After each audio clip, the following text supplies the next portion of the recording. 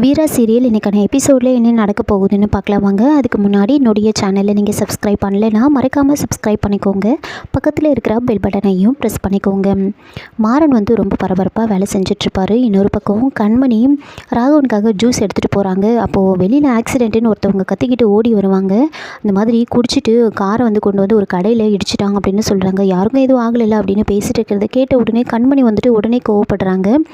இப்படி தானே என்னோட அண்ணனையும் நீங்கள் சாகடிச்சிங்க, காரை கூட நிறுத்தாமல் அப்படியே போயிட்டீங்களே, நீங்கள்லாம் நல்லவங்களே கிடையாது, உங்களெல்லாம் என்ன பண்ணுறேன்னு மட்டும் பாருங்கள், நீங்கள்லாம் நல்லவங்க வேஷம் போட்டுட்ருக்கீங்க, 2 கொலையை பண்ணிவிட்டு அதை மறைக்கிறதுக்காக என்னென்னவோ பண்ணிகிட்ருக்கீங்க, உங்களை நம்பவே கூடாது அப்படின்னு சொல்லி அந்த ஜூஸை வேறு ஒரு கப்பில் அப்படியே ஊற்றிடுவாங்க. காலி கப்பை கையில் வச்சுட்டு இருப்பாங்க. ராகவன் பேசிட்டு கண்மணி பார்த்துட்டு அந்த கப்பை பார்க்குறாங்க. அதில் ஜூஸ் காலியான உடனே அமைதியாக நின்றுட்டுருக்காரு. இப்போ கண்மணி ராகவனை பார்த்து சிரிச்சுட்டு அங்கேருந்து போயிடுவாங்க. இன்னொரு பக்கம் கண்மணி ராகவன் 2 பேரும் சாப்பிட்றதுக்காக வந்துட்டு இருப்பாங்க. அப்போ பந்தியெல்லாம் கரெக்டாக பரிமாறுறாங்களா அப்படின்னு ராமச்சந்திரன் எல்லாரும் பார்த்துக்கிட்டே வருவாங்க. அப்போ மாறன் அங்கே நின்றுட்டுருப்பார். மாறன் அவங்க அப்பா கண்ணில் படாத மாதிரி தள்ளி வந்துடுவார். அதுக்கப்புறமா சாப்பிட்றதுக்காக உட்காடுறாங்க. எல்லோரும் பரிமாறிட்டு இருக்காங்க. அப்போ கண்மணி இலையில் மட்டும் ஸ்வீட் வைக்க மாட்டாங்க. அப்போது ராகவன் அவரோட இலையிலேருந்து ஸ்வீட் எடுத்து வைக்கிறாங்க. இப்போ வீரா கிண்டல் பண்ணிகிட்டு இருக்காங்க. என்ன கண்மணி ஸ்வீட்டே சாப்பிட மாட்டேன், இப்போது மாமா வச்ச உடனே சாப்பிட்றியா அப்படின்லாம் கிண்டல் பண்ணிகிட்டு இருக்காங்க. அப்போது ராமச்சந்திரன் என்ன அந்த பக்கம் இலையெல்லாம் எடுக்காமல் இருக்குது அப்படின்னு சொல்லவே மாறன் அவர் கண்ணில் படக்கூடாதுன்றதுக்காக மாஸ்க் போட்டுட்டு அந்த இலையெல்லாம் எடுத்துகிட்டு இருப்பாங்க. அப்போது கண்மணி பார்க்குறாங்க, யார் இது மாஸ்க் போட்டுட்டு எடுத்துகிட்டு இருக்கிறது, இந்த முகத்தை எங்கேயோ பார்த்த மாதிரி இருக்கே அப்படின்னு யோசிச்சுட்டு இருக்காங்க. அப்போது பின்னாடியே போயிட்டு பார்க்குறாங்க. இப்போ மாறன் அதை எல்லாமே கொண்டு போய் டஸ்ட்பினில் போட்டுட்ருப்பார். அப்போ தான் அந்த மாஸ்க் கழட்டுறாரு. மாஸ்க்கை கழட்டிட்டு அதை மாறன்னு பார்த்த உடனே வீரா என்ன இவன் ராமச்சந்திரன் ஐயா கல்யாணத்துக்கே வரக்கூடாதுன்னு சொன்னார், ஆனால் இவன் அண்ணனோட கல்யாணத்துக்காக இப்படி இழுத்து போட்டு வேலை செய்கிறானே, பெரிய இடத்து பையன்ற எந்த ஒரு திமிருமே இல்லாமல் இப்படி இந்த வேலையெல்லாம் செய்கிறானே, இவனும் நல்லவன் தான் போல இருக்குது அப்படின்னு யோசிச்சுக்கிட்டு இருக்காங்க. அதுக்கப்புறமா வீரா கண்மணி எல்லோரும் ரூமுக்கு போயிட்டு தூங்கலான்னு போயிருப்பாங்க.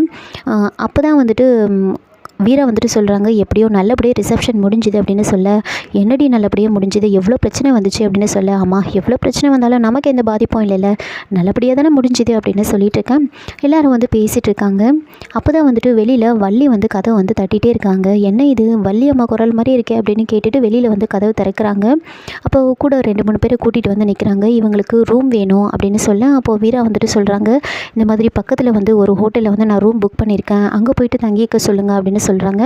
அதுக்கு வள்ளி இங்கே பாரு, இவங்க என்னோட அத்தை, இது அவங்க 2 மருமகளுங்க, அவங்கள போயிட்டு வெளியில் போய் தங்க வைக்க சொல்கிற, அவங்க இங்கே தான் தங்குவாங்க, நீங்களாம் வெளியில் வாங்க அப்படின்னு சொல்ல வீராவுக்கு என்ன பதில் சொல்கிறதுனே தெரியல. சரின்னு அவங்களும் பேக் எடுத்துக்கிட்டு அங்கேருந்து வெளியில் வந்துடுவாங்க. அவங்கள உள்ளே போய் தங்க சொல்கிறாங்க. இங்கே எந்த கொசு தொல்லையும் இருக்காது, நீங்கள் நிம்மதியாக தூங்குங்க, நான் காலையில் உங்களை கூப்பிட்றேன் அப்படின்னு சொல்லிட்டு போகிறாங்க. ஒரு பக்கம் பிருந்தாக்கு பயங்கரமாக கோவம் வருது. அக்கா பாத்தியாக்கா, அந்த பொம்பளை நம்மளை தான் கொசுன்னு சொல்லிட்டு போகுது அப்படின்னு ரொம்ப கோவப்பட, சரி நீ அதெல்லாம் கண்டுக்காத, நீ வா நம்ம வெளியில் போய் படுத்துக்கலாம் அப்படின்னு வெளியில் பெட்ஷீட்டை போட்டு அங்கே படுக்கலான்னு போகிறாங்க. அப்போ தான் ராமச்சந்திரன் அங்கே வராரு. ராமச்சந்திரன் அங்கே என்னம்மா ஏம்மா இங்கே படுக்கிறீங்க, ரூம் இல்லையா அப்படின்னு கேட்க, இல்லை ரூம் இல்லை, சொந்தக்காரங்க தங்கிட்டு இருக்காங்க அப்படின்னு சொல்ல, சரி எனக்கு ரூம் இருக்குல்ல, என்னோடய ரூமில் நீங்கள் தங்கிக்கோங்க அப்படின்னு சொல்கிறாங்க. அதுக்கு வீரா இல்லை சார் வேண்டாம் பரவாயில்ல, நாங்கள் இங்கே படுத்துக்கிறோம் அப்படின்னு சொல்கிறாங்க. அதெல்லாம் வேண்டாம், நீ போயிட்டு ரூம்லேயே படுத்துக்கோ அப்படின்னு சொல்லிட்டு இருக்காங்க. அதுக்கப்புறமா அவங்க எல்லோரும் போயிட்டு ரூமில் போயிட்டு படுப்பாங்க. அப்போது ராமச்சந்திரன் வீரா ஹோட்டலில் ரூம் போட்டிருப்பாங்க, அந்த ரூமில் தங்கிக்கிறேன்னு சொல்லியிருப்பாங்க. அங்கே போயிட்டு படுத்துட்டு இருக்கும்போது எல்லோரும் தூங்கிட்டு இருப்பாங்க. வீரா மட்டும் எதையோ யோசிச்சுக்கிட்டே இருக்காங்க. இதை பார்த்த பிருந்தா, அக்கா நீ இன்னும் தூங்கலையா, என்ன யோசிச்சுட்டு இருக்க அப்படின்னு கேட்குறாங்க. காலையில் கல்யாணம் எப்படி நடக்க போகுதுன்னு பயமாக இருக்கா அப்படின்னு கேட்குறாங்க. அதெல்லாம் எதுவும் இல்லை அப்படின்னு சொல்கிறாங்க. அதுக்கு வீரா சொல்கிறாங்க, அந்த மாறன் கொஞ்சம் நல்லவன் தான் போல இருக்குது, அவங்க அப்பா கல்யாணத்துக்கே வரக்கூடாதுன்னு சொல்லியும் அவங்க அண்ணனோட கல்யாணத்தை அப்படியே இழுத்து போட்டு செய்கிறான் அப்படின்னு சொன்ன உடனே, மாறனை பற்றி நல்ல விதமாக சொன்ன உடனே பிருந்தாக்கும் கண்மணிக்கும் கொஞ்சம் கோவம் வருது. அவன்லாம் நல்லவனே கிடையாது, அவன்லாம் மோசமானவன், அவனை பற்றி நீ பேசாத அப்படின்னு ரொம்ப கோவப்படுறாங்க.